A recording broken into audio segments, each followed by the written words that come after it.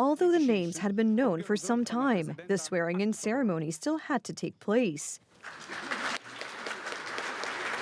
At 11 a.m. local time, the official swearing-in ceremony of the ministers began at Poland's presidential palace. You are people who have extensive experience, although you come from different backgrounds, in serving the Polish state. And this is the most important thing for me, and also important for the citizens of your country, because we have many tasks ahead of us. The president's office is headed by Zbigniew Bogucki, a former Law and Justice MP from Szczecin and former West Pomeranian province governor. His deputy is Adam Andruszkiewicz, also a Law and Justice MP, previously associated with Paweł Kukiz's circle and the national movement. We will do our thing. We promised Polish people important laws, such as the one on the central transportation port, and today we are getting right down to work. There is no celebration here. In a moment, we have a management meeting. Then President Nawrocki is going to Kalisz, where he will have an important meeting with residents. Paweł Szefernaker has been appointed chief of staff to the president during the successful election campaign. He served as Karol Nawrocki's campaign manager, so they have already fought many battles together. This is the best proof that it is possible to fight for Polish freedom and democracy, and to continue doing so even after the hustle and bustle of the campaign. As I have said many times, Paweł Szefernaker, ladies and gentlemen, is a politician of the new generation, a very calm man. One of the foundations of presidential power is international politics. Marcin Przydasz is responsible for this in Karol Nawrocki's office. He is a young politician with extensive experience. He has already held this position in the office of President Andrzej Duda, and before that, he was Deputy Minister of Foreign Affairs in Mateusz Morawiecki's government. Even when I was president-elect, we were also performing duties on the international stage. Today, we also met with a delegation from the United States. There were many such duties during my time as president-elect, and I was assisted in these duties by Mr. Marcin Przydasz, whom I welcome to the office of the President of the Republic of Poland. The presence of politicians associated with law and justice in the President's office should come as no surprise to anyone, as it was this party that supported the nonpartisan candidate. Among his close associates are also people previously associated with the Institute of National Remembrance, whose president was Karol Nawrocki. An example of this is Rafał Leśkiewicz, the spokesperson for the head of state.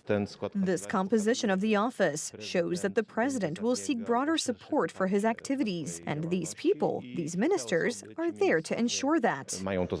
Perhaps the most electrifying appointment made by President Nawrocki is Professor Sławomir Cęckiewicz, who became head of the National Security Bureau. The historian has been fighting Russian influence in Poland for years and specializes in the subject of secret services. In addition, the two have known each other and have been friends for over a dozen years. Putting such an experienced and trusted person in charge of such a key issue as security bodes well for the presidency.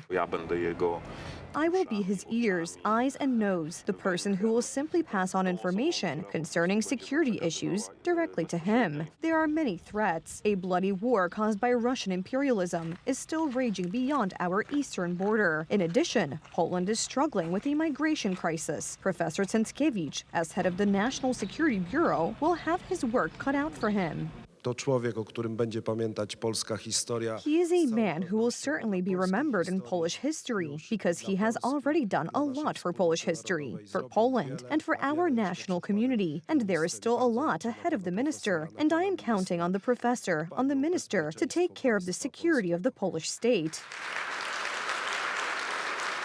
The appointment of Professor Cęckiewicz is not to the liking of representatives of the ruling coalition. It was none other than the head of the National Security Bureau, who through the TV series Reset and the book Zgoda revealed the behind-the-scenes close cooperation between Donald Tusk and Vladimir Putin's Russia. And that is why the December 13th coalition is now trying to fight him.